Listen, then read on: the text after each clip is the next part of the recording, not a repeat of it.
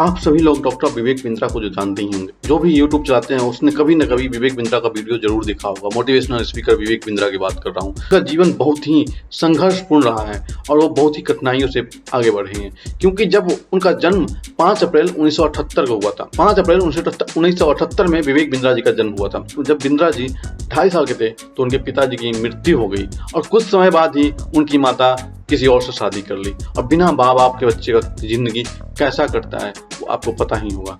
उनके पिताजी की फैमिली उन्हें अच्छे से पढ़ाई, जिस कारण उन्हें संघर्ष तो हुआ पर उनकी पढ़ाई लिखाई अच्छे से हो गई। वे नोएडा के अमिटी यूनिवर्सिटी से MBA और BBA किए। 2005 में MBA खत्म हो गया और BBA खत्म हो गया तो फिर उन्होंने कुछ दिन प्राइवेट जॉब करने की सोची और जॉब करने के बाद विवेक बिंद्रा जॉब करने के बाद कंसल्टेंसी शुरू किया। विवेक बिंद्रा लोगों को आइडिया देते थे, उनको ट्रेन करते थे कि आप अपना बिजनेस कैसे आगे चला सकते थे। इसी तरह उन्होंने 2005 से लेकर 2013 तक काफी सारे लोगों को ट्रेनिंग दिया। उसके अंदर बहुत सारे अनुभव आ गए और बहुत सारे ज्ञान उनके अंदर भर गई।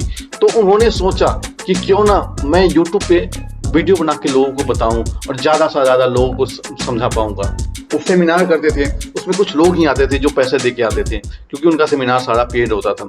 तो उन्होंने कहा कि लोगों को फ्री में कुछ देना चाहिए, तो इसलिए उन्होंने यूट्यूब चैनल बनाया 2013 में और उस पर वीडियो बना के डालना शुरू किए। लेकिन उन्होंने सबसे बड़ी गलती कर दी। उस समय जब वीडियो बनाते थे तो वो इंग्लिश में होते थे, उनकी ग्रोथ हो नहीं पाई। जब उनकी ग्रोथ यूट्यूब पे ज्यादा हो नहीं रहा था तो उन्होंने ध्यान दिया, तो उन्हें पता चला कि इंडिया में तो ज्यादातर लोग हिंदी बोलते हैं और मैं इंग्लिश में बात करता हूँ, इसलिए हमारा ग्रोथ नहीं हो पाता है। और जब वो MBA कर रहे थे उसी समय उनके गुरुजी ने एक गीता की बुक दी थी और उसे विवेक बिंद्रा उस बुक को पूरी तरह से अपने अंदर आत्मसात कर लिए। पूरी तरह से गीता उस बुक को घोल के पी गए और पूरा गीता उन्हें कंठस्थ याद है। उनसे आप पूछोगे तो गीता के हर एक चैप्टर, हर एक अध्याय उनको कंठस्थ है, पूर्ण रूप से याद है उनके दिमाग में। वो हमेशा तुलसी, आप देखेंगे उनके विवेक बिंद्रा जी का तो गले में तुलसी का माला पहनते हैं, जिसे कंठी हम कहते हैं, वो हमेशा गले में पहनते हैं। और कभी विवेक बिंद्रा जी झूठ नहीं बोलते हैं और कभी भी वो न मदिरा पान किया आज तक, न ही सिगरेट दारू, कोई भी किसी तरह के आयब नहीं है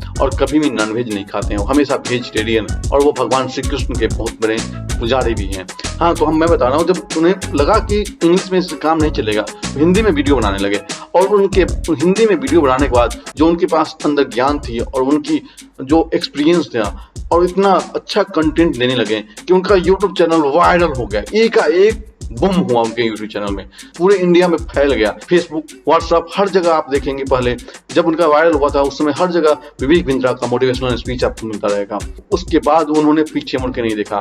जब उन्होंने शुरू किया था अपनी कंपनी तो उनके साथ उनका वो और उनका एक दोस्त था जो उसके साथ काम कर रहे थे। बस उस समय प्रिंटर नहीं था, तो जब भी कुछ प्रिंट करना होता था तो बाहर जाके प्रिंटर से जाके वो 1 रुपए का प्रिंट निकाल के लाते थे और फटाक से उसको भेजते थे और प्रिंट लेके आते थे। तो उस समय उनके पास ऐसी स्थिति थी, प्रिंटर खरीदने का पैसा नहीं था, तो वो बाहर से प्रिंट करके लाते थे। एक कमरे में उन्होंने एक ऑफिस बना रखा था। एक कमरा था गोविंदपुरम के पास में, एक कमरा था जिसमें उन्होंने अपना ऑफिस बनाया था। वहीं पे वो रिकॉर्ड करते थे और वहीं से वो कॉल करके लोगों को बताते थे।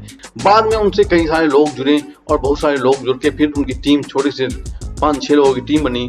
फिर उन्होंने काफी सारे फ्रीलांसर को जोड़ा जो कि वीडियो एडिट करते थे। काफी सारे फ्रीलांसर कंटेंट मैनेजर को जोड़ा जो कि कंटेंट बना के देने लगा और धीरे धीरे उनकी बिजनेस ग्रोथ होने लगी। और फिर वो काफी सेमिनार भी करने लगे जहां सारे पेड सेमिनार होते थे। इंडिया के सबसे ज्यादा महंगा, अगर कोई सबसे ज्यादा महंगा मोटिवेशनल स्पीकर है तो विवेक बिंद्रा है और सबसे ज्यादा फ्री भी है तो विवेक बिंद्रा ही है।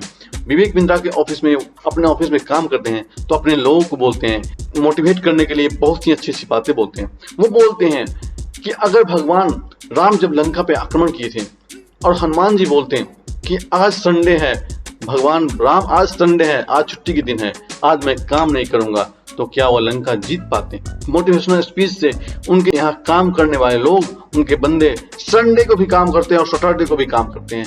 जब काम होती है तब, ऐसा नहीं कि हर सैटरडे संडे काम करते हैं। जब अगर काम होती है तो सैटरडे भी होती है और संडे भी होती है, तो वहां पे काम इस तरह की होती है। वहाँ पे काम लोगों को बदलने के लिए होती है। उन्होंने लोगों के लिए स्पेशल जिम बना रखा है, उनके एम्प्लॉय जाते हैं जिम में।